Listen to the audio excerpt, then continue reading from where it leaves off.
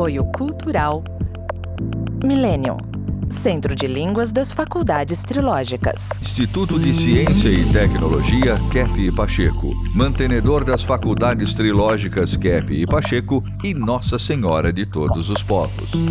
Livraria Próton. Olá, telespectadores do nosso programa Stop a Destruição do Mundo. Estamos com vocês aqui sempre para trazermos conceitos, soluções, propostas, conhecimentos da ciência que unificou os campos do conhecimento. É uma ciência transdisciplinar. Então, tudo que se refere aos sentimentos, às emoções do ser humano, seus pensamentos e as suas ações, as suas realizações, são objeto da nossa pesquisa, do nosso tratamento, da nossa terapêutica. Então, Dr. Kepp, vamos continuar com as nossas noções sobre a inversão psicossocial, é importantíssimo. Eu escrevi esse livro, Sociopatologia. Este livro tem que intenção? Então, eu vou dar uma explicação rápida. A criança até 6 anos, 7 anos, é encantadora, né? A criança, portanto, que veio de Deus, Deus é que deu vida naquele ser. Então, enquanto está perto de Deus, é um encanto. Então, o mundo da criança até 6, 7 anos é maravilhoso. Ou então vai até aos 12. Mas a partir dos 12 aos 18, 21, 22 anos é o período da adolescência. Nesse período, então, o rapaz, a moça, entra em contato com a sociedade externa, né? Entra em contato com a vida dura, como é a sociedade errada. Então, tudo o que o ser humano fez é inspirado pelos demônios, né, que acompanham a vida da humanidade, tentando tornar a vida da humanidade o inferno que ele criou. Então, a questão do demônio, do Lúcifer, é uma questão de fazer com que o ser humano aqui na Terra tenha uma vida infernal. De maneira que nós fizemos um trabalho, veja bem, a psicanálise tradicional, em geral, que foi criada, né? A psicanálise praticamente foi criada por Sigmund Freud, né? Porque ela tentava ver o que havia na vida interna do ser humano, no inconsciente. E no início Freud falou o seguinte, que tudo aquilo que o ser humano fazia de errado, não gostaria de se lembrar, ele sepultava lá numa vida interna, na memória, e tentava esquecer o que ele fez. Então, ele deu, assim, muita ênfase ao trabalho do inconsciente. Mas, em geral, a psicanálise começou a ver o inconsciente como não um ato de esconder o que nós somos, mas um ato de trazer coisas que nós teríamos que saber para ter, assim, vamos dizer, uma vida normal. Então, quando a pessoa vai ao médico, geralmente o médico trata da pessoa no ponto de vista orgânico, né? Em geral, as faculdades de medicina vê o aspecto do corpo, o que há no corpo, que doença há no corpo. E um ou outro grupo que vê a questão psíquica. Então, criou a psicossomática, que é um estudo assim, de união da vida psíquica com a vida somática, com o corpo.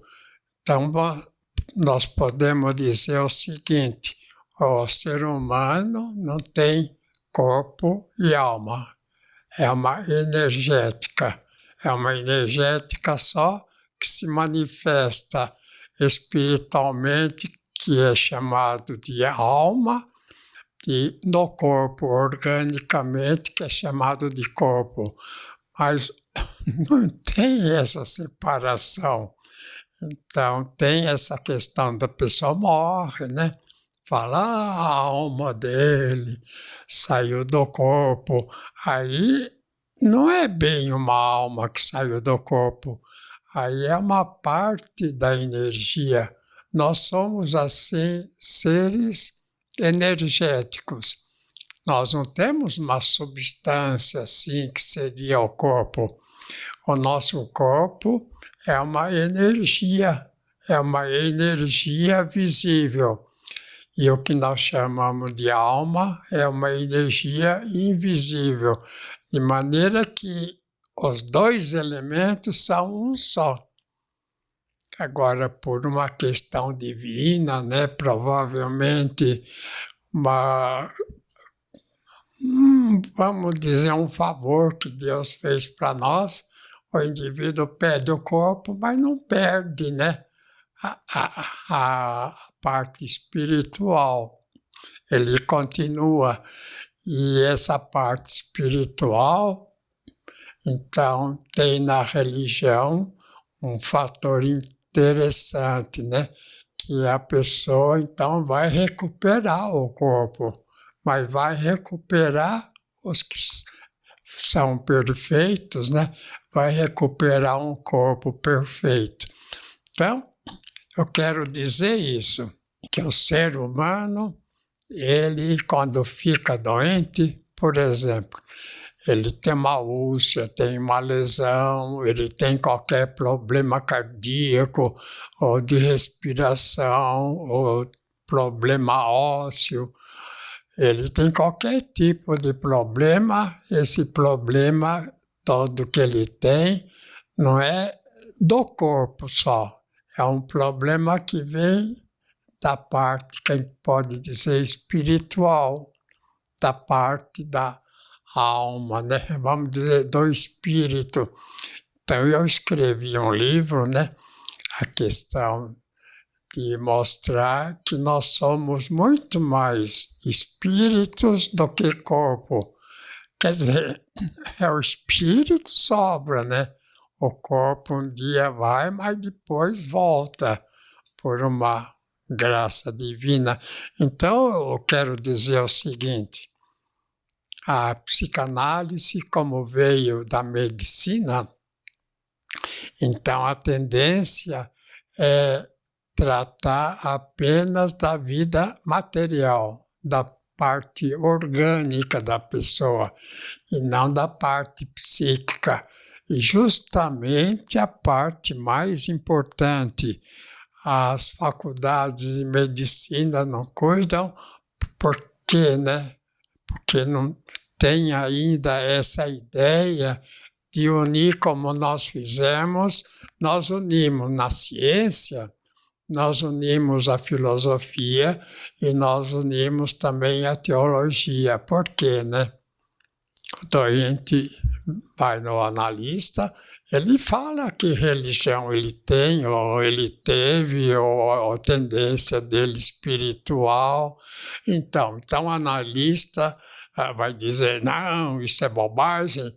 Então, o analista, assim, tradicional, que foi ligado à medicina, eliminou praticamente a vida espiritual, que é justamente a parte que fica doente e transmite para o corpo. Então, se o indivíduo tem uma úlcera no estômago, no duodeno, se ele tem essa úlcera, Essa úlcera veio da conduta dele. Qual é a conduta dele? Ele é infantil, geralmente. Ele é uma pessoa que não quer ser adulto, não quer ser responsável. Então, o ser humano, ele tem que ver na intenção dele, na vida psíquica, o que é que tem. E se ele tem um problema grave, por exemplo, ele é facínora, né? Ele é arrogante, invejoso, ele é avarento, ele é preguiçoso.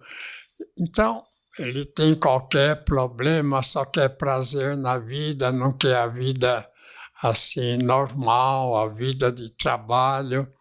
Então, tudo isso que acontece, que a religião chama vícios, na psicanálise, na nossa psicanálise, a gente trata disso. Se o indivíduo, por exemplo, tem pressão alta, o que acontece? É o indivíduo que não gosta de trabalhar, fica parado. Nós somos assim, nós temos, vamos dizer, na Constituição, a energética. E se nós não estamos agindo, fazendo, realizando, que nós paramos, então o que acontece? A gente para a vida que existe em nós. Que essa nossa vida, né? Até vou comentar aqui depois com um físico, né? Que nós estudamos lá na Inglaterra essa questão de ver de onde, né, que vem a doença mais grave. Vem, então, da conduta psicológica, né? O indivíduo não trabalha, fica parado, então fica doente no corpo.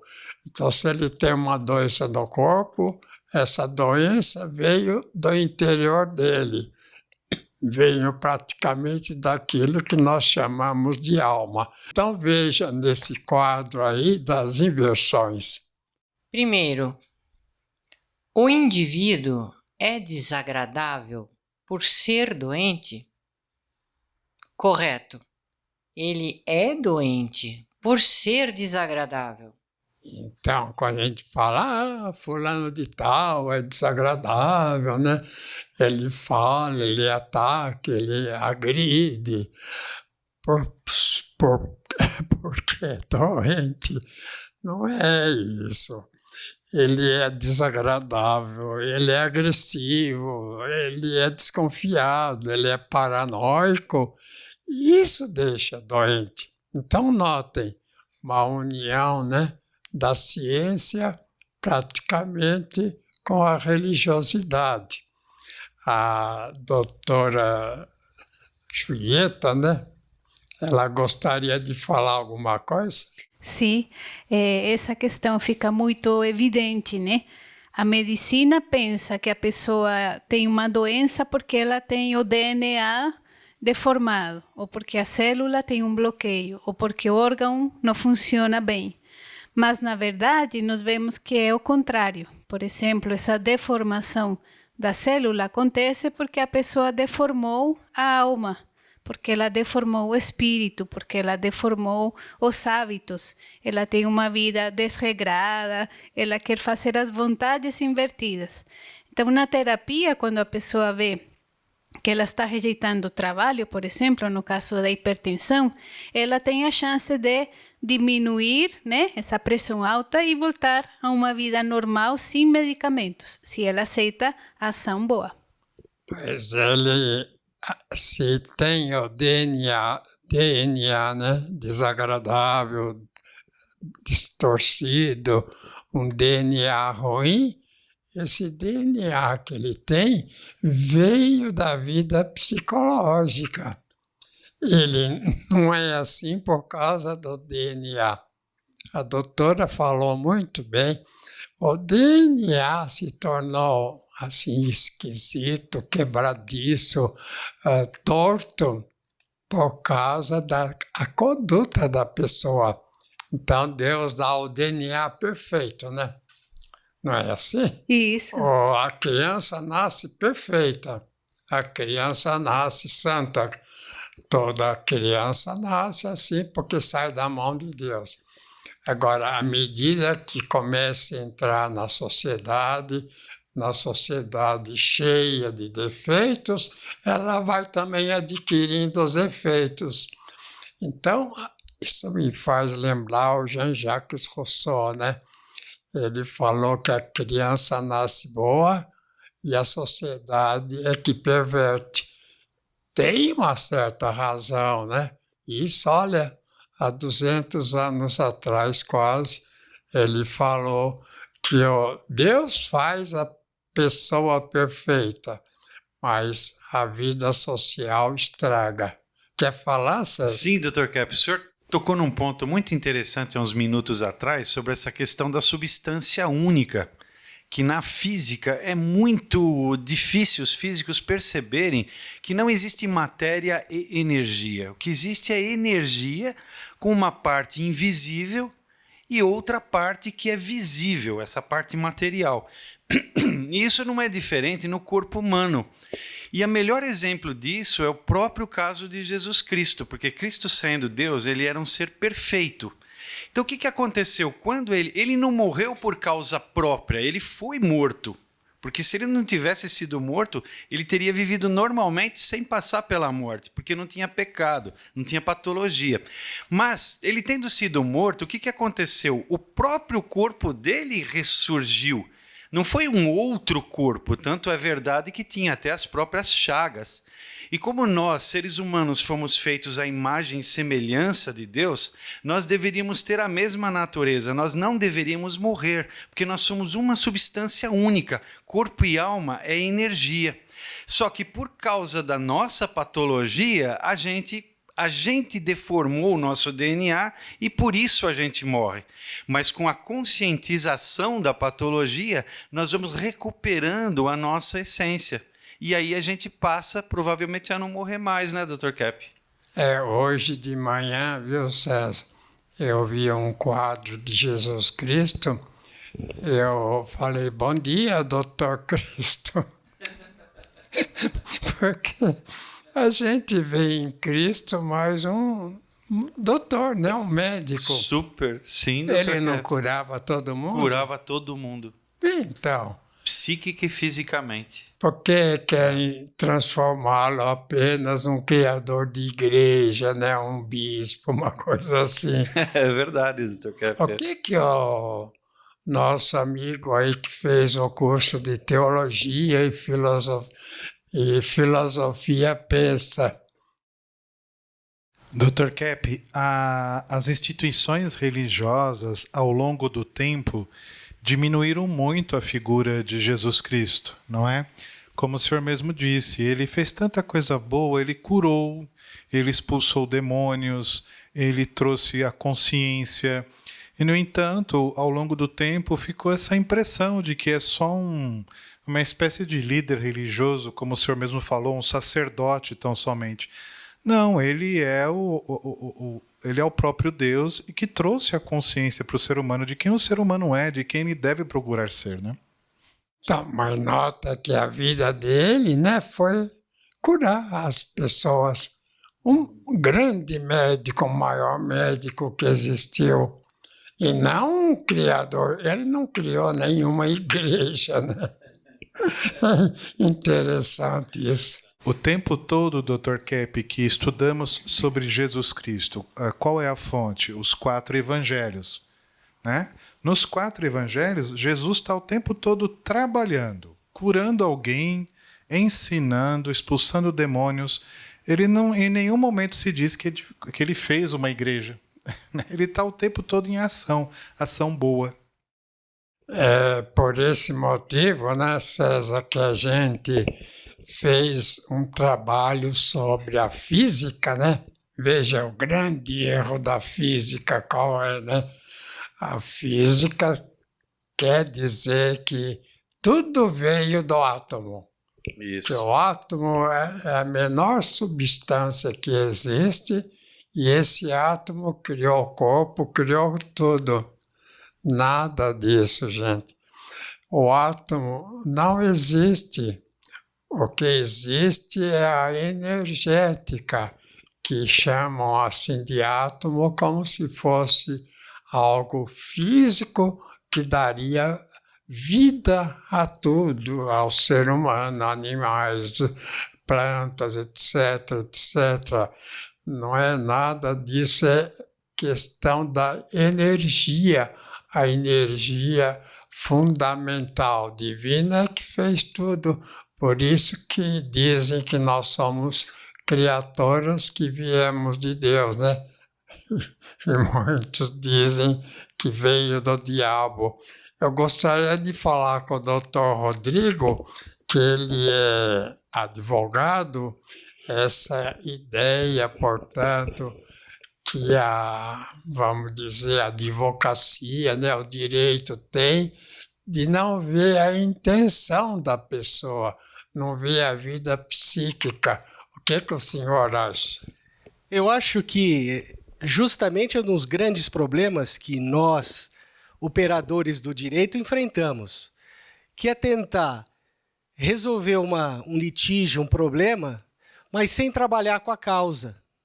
Quer dizer, qual é a causa da atitude do ser humano, se não os seus pensamentos e os seus sentimentos, né? Então, isso não é algo que é estudado, trabalhado, por exemplo, dentro de um processo. O juiz não conhece da intenção, dos pensamentos e dos sentimentos das partes. Então, existe essa questão de separar a conduta e a causa da conduta, né? O sintoma e a causa. Então, quando a gente só trabalha o aspecto da conduta, do sintoma, a gente não resolve o problema. A gente mascara ou nós simplesmente postergamos, criamos ainda maiores problemas, inconscientizamos o problema. Então, isso é o que acontece com a justiça no mundo atualmente. É uma inconscientização e não uma conscientização. Então, se não considera, né, a questão da intenção, a questão do pensamento, da emoção, o direito não vê nada. Então, vê só o fato. Fez isso na prática, então, essa pena. Fez aquilo, outra pena. Então, vendo as coisas só práticas, não vê nada, porque tudo isso veio de uma circunstância de 10, 20, 30, 50 anos que a pessoa viveu e chegou àquele descalabro que ele teve. A questão, por exemplo, né, da mídia, né? Por exemplo, é interessante isso. Um país tem, vamos dizer, os que tem dono do país, os indivíduos que têm empresas, que têm propriedades, os indivíduos bilionários em geral, eles só querem que entre o indivíduo lá que seja bilionário. Se ele, pelo contrário, é um pobretão, né, que nunca teve nada e nunca trabalhou muito, o povo vai querer que entre lá um meio pobretão, né, que não queira trabalhar também, que não dê valor ao trabalho. De acordo, Ortiz de Camargo Neto? Sim, é o que a gente percebe, né? Por exemplo, quando o Dr. Rodrigo falou que não se busca ver a intenção, eu pensei imediatamente nos processos trabalhistas. Por exemplo, tem uma empresa que está funcionando, às vezes até uma empresa pequena, né? Um empregado lá, fraudulentamente, inventa um monte de coisas e processa a empresa. Então, o juiz não procura ver qual é a intenção desse empregado. Será que ele tem uma intenção real, honesta, de querer justiça, ou ele está querendo dar um golpe na empresa, né? Então, como não vê isso, aí o que acontece? Vai dar sempre ganho de causa para quem não tem o direito, né? No caso. Então, eu vejo isso muito acontecer. Tem milhões de processos fraudulentos no Brasil, né? Tem empresas que vão à falência por causa disso, né? Por causa de um processo desses. Bom, até a próxima.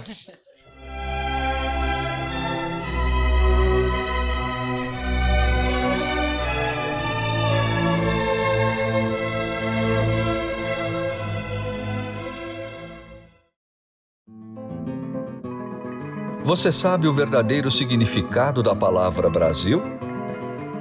Brasil, nome que significa Terra Prometida, Ilha da Felicidade, Terra dos Bem-aventurados. E não um derivado da madeira vermelha aqui encontrada, pau-brasil. E sabe o que o Brasil representa para o futuro do planeta? As profecias e previsões sobre o Brasil, feitas por literatos, reis, filósofos, pensadores, cientistas, todas apontam um futuro radioso para a nossa pátria. O Brasil deverá ser o líder do novo mundo que surge precisamente agora, a Era de Ouro da humanidade, Quinto Império. Conheça a verdadeira história do Brasil, que não nos é contada nos livros das escolas. História Secreta do Brasil. www.livrariaproton.com.br. Proton Editora, a editora oficial das Faculdades Trilógicas, Kepp e Pacheco.